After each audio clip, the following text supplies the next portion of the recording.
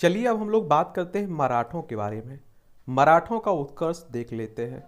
और यहाँ से भी आप देखते हैं कि आपके एग्जाम में क्वेश्चंस पूछे ही जाते हैं।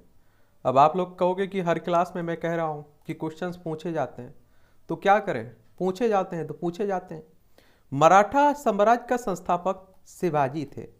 मराठा साम्राज्य के संस्थापक कौन थे? शिवाजी थे।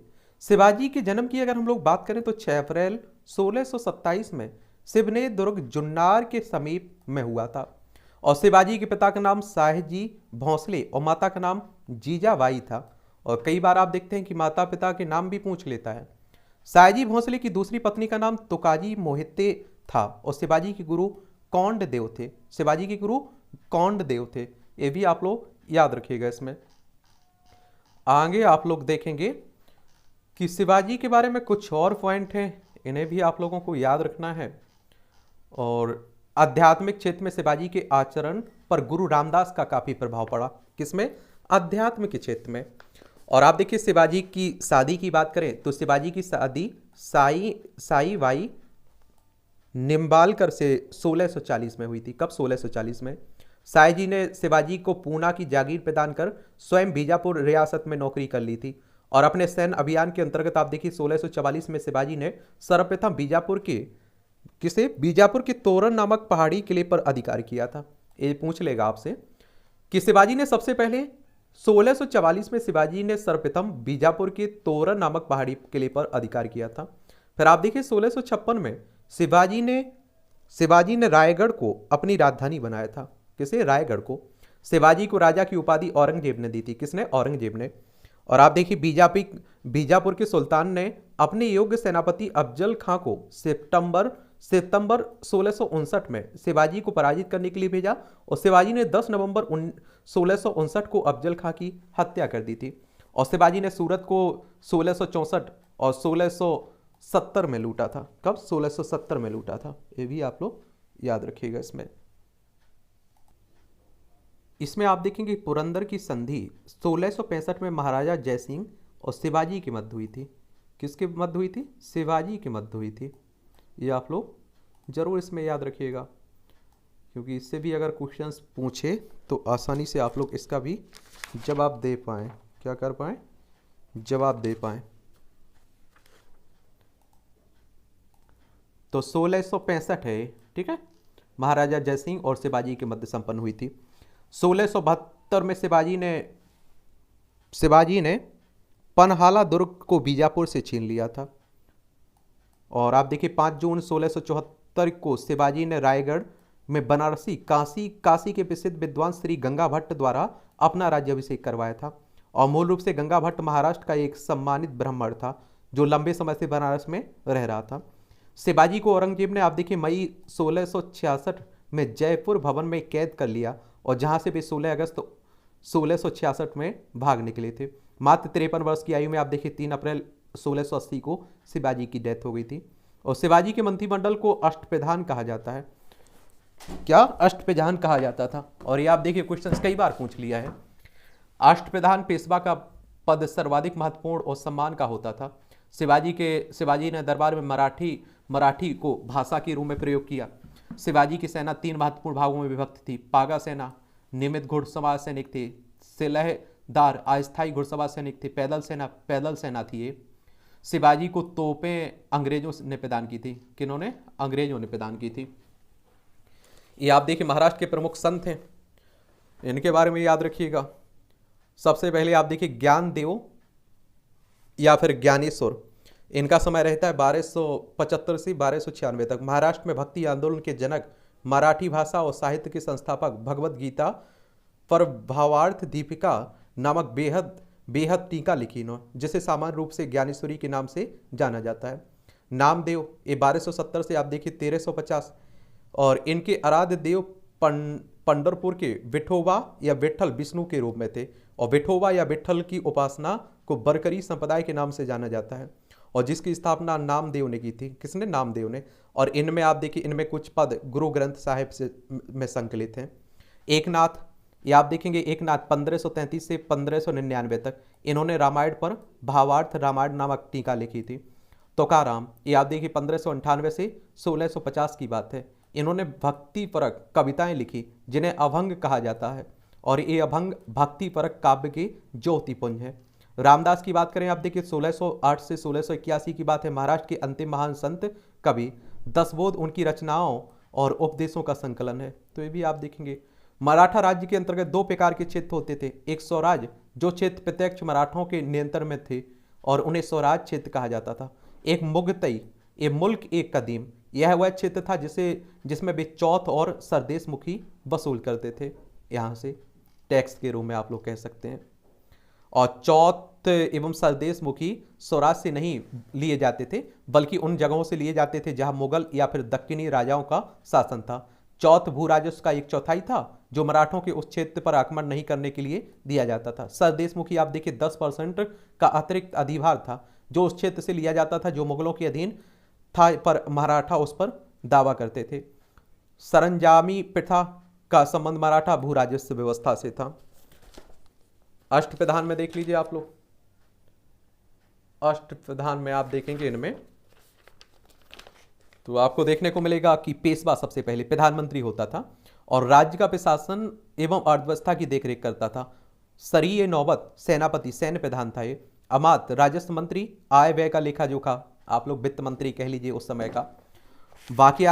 वाक्यान 20, ये आप देखिए सूचना गुप्तचर एवं संधि विग्रह के विभागों का अध्यक्ष था। चिटनिस राजकीय पत्रों को पढ़कर उसकी भाषा शैली को देखना। सुमंत विदेश मंत्री था ये। और पंडित राव ये धार्मिक कार्यों के लिए तिथि का निर्धारण करता था। न्यायाधीश की बात करें तो न्याय विभाग का प्रधान था ये। शिवाजी की कर व्यवस्था मलिक अंबर की कर व्यवस्था पर आधारित थी और शिवाजी ने रस्सी द्वारा माप की व्यवस्था के स्थान पर काठी एवं मानक छड़ी के प्रयोग का आरंभ किया था। और शिवाजी ने आप देखिए 1679 में अन्नाजी दत्तो द्वारा व्यापक भूमि सर्वेक्षण भी करवाया था। और शिवाजी के समय कुल उपज का 33% भाग राजस्व के रूप में वसूला जाता था, जो बढ़कर आप देखिए 40% हो गया था। शिवाजी ने मुगल व्यापारिक केंद्र सूरत को 2 बार 1664 और 1670 में लूटा था। अगर हम शिवाजी के उत्तराधिकारी की बात करें तो शिवाजी का उत्तराधिकारी संभाजी होता है। कौन? शिवाजी के उत्तराधिकारी कौन थे? संभाजी थे। संभाजी ने उज्जैन के हिंदी और संस्कृत के प्रकांड विद्वान कवि कलश को अपना सलाहकार नियुक्त किया था। मार्च 1689 को मुगल सेनापति मखरब खान ने संगमेश्वर छिपे हुए संभाजी और कवि कलश को गिरफ्तार कर लिया और उसकी हत्या कर दी थी। संभाजी के बाद आप देखिए 1689 में राजाराम को नए छत्रपति के रूप में राज्याभिषेक किया गया था और राजाराम ने अपनी दूसरी राजधानी सतारा को बनाया था। शिवाजी के किले की सुरक्षा के लिए नियुक्त अधिकारी देख लीजिए हवलदार, ये आप देखिए किले की आंतरिक व्यवस्था की देखरेख करता था। सरेनोवत एक किले की सेना का नेतृत्व, सबनिस एक किलों की अर्थव्यवस्था और पत्य व्यवहार एवं भंडार की देखरेख करता था। और राजाराम मुगलों से संघर्ष करता हुआ 2 मार्च आप देखिए सन 1700 में मारा गया था। और राजाराम की मृत्यु के बाद उसकी विधवा पत्नी ताराबाई अपने 4 वर्षीय पुत्र शिवाजी द्वितीय का राज्याभिषेक करवाकर मराठा साम्राज्य की वास्तविक संरक्षिका बन गई थी। और 1707 में औरंगजेब की मृत्यु के बाद संभाजी के पुत्र साहूजी, जो औरंगजेब के कब्जे में था, भोपाल के निकट के मुगल शिविर से वापस महाराष्ट्र आया था। और साहू और ताराबाई के बीच 1707 में खेड़ा का युद्ध हुआ था, जिसमें साहू विजयी हुए थे। 1707 में आप देखें साहू ने आप देखिए कि 22 जनवरी 1708 को सतारा में अपना राज्याभिषेक करवाया था।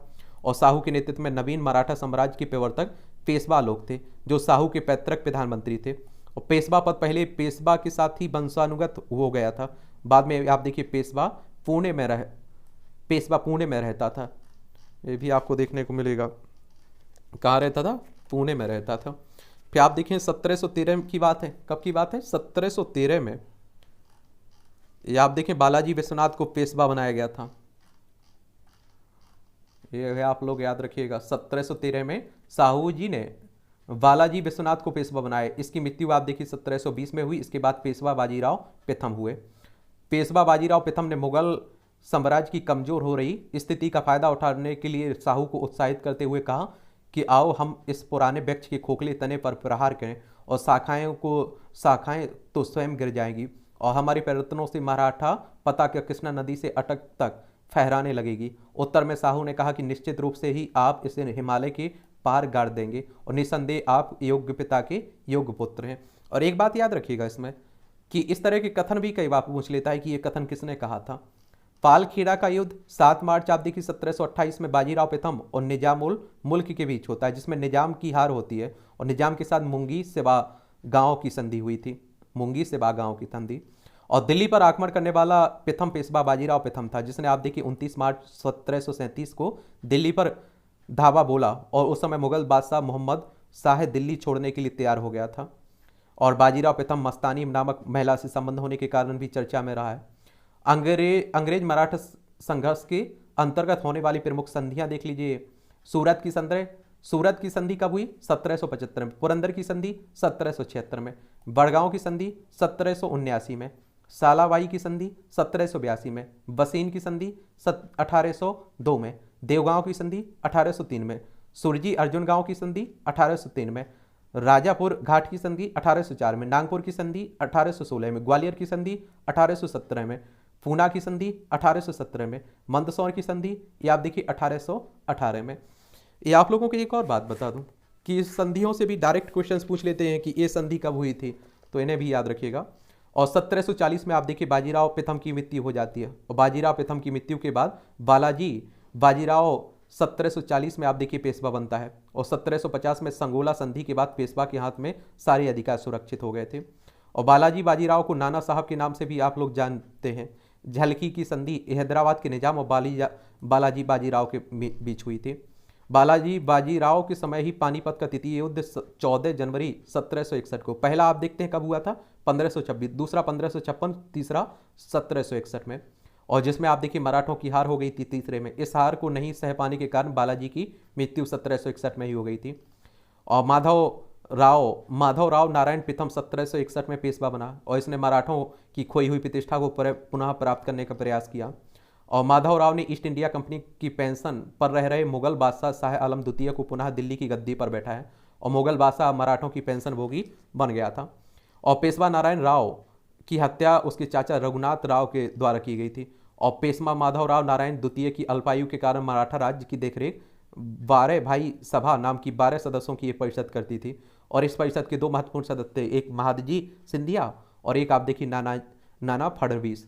नाना फडणवीस का मूल नाम था बालाजी जनार्दन भानु और अंग्रेज जेम्स ग्रांट डफ ने इन्हें मराठों का मैकिया वैली भी कहा था। आप देखिए कुर्सी के लिए किसी की भी जान ले रहे हैं। अंतिम पेशवा राघोवा का पुत्र बाजीराव द्वितीय था, जो अंग्रेजों की सहायता से पेशवा बना और मराठों के पतन में सर्वाधिक योगदान इसी का था। यह सहायक संधि स्वीकार करने वाला प्रथम मराठा सरदार था। कौन सा? बाजीराव द्वितीय था। ठीक है, और भी आप लोग देख लीजिए। बाजीराव प्रथम, बाजीराव द्वितीय पढ़ते रहा करिएगा, इतिहास है। 1776 में आप देखिए पुरंदर की संधि हुई। इसके तहत कंपनी ने रघुनाथ राव के समर्थन को वापस ले लिया था। और प्रथम आंग्ल मराठा युद्ध, प्रथम युद्ध आप देखते हैं कि 1782 में सालबाई संधि के साथ खत्म हुआ था। अगर आपसे पूछे कि प्रथम आंग्ल मराठा युद्ध कब हुआ, तो ये आप देखेंगे कब होता है? 1782 में सालबाई संधि के साथ समाप्त हो गया था। कोई भी बड़े युद्ध लड़े जाते हो, आप देखते हैं कि बाद में संधि होती है, राजीनामा होता है एक तरह से। फिर आप देखते हैं द्वितीय आंग्ल मराठा युद्ध 1803 से 5 के बीच होता है। इसमें भोंसले नागपुर ने अंग्रेजों को चुनौती दी और इसके फलस्वरूप आप देखिए 7 सितंबर 1803 को आप देखिए देवगांव की संधि हुई थी। तृतीय आंग्ल मराठा युद्ध आप देखिए 1817 से 19 में होता है। इस युद्ध के बाद मराठा शक्ति और पेशवा के वंशानुगत पद को समाप्त कर दिया गया था। फिर आप देखिए पेशवा बाजीराव द्वितीय ने कोरेगांव एवं अष्टी के युद्ध में हारने के बाद आप देखिए फरवरी 1818 में मैलकम के सम्मुख आत्मसमर्पण कर दिया और अंग्रेजों ने पेशवा के मत को समाप्त कर बाजीराव द्वितीय को पुणे से हटाकर कानपुर के निकट बैठूर में पेंशन पर जीने के लिए भेज दिया था, जहां आप देखते हैं कि 1853 में इसकी क्या हो जाती है? मृत्यु हो जाती है, डेथ हो जाती है, मौत हो जाती है। और इस तरह से आप देखिए मराठों का जो उत्कर्ष था वो भी कवर हो जाता है।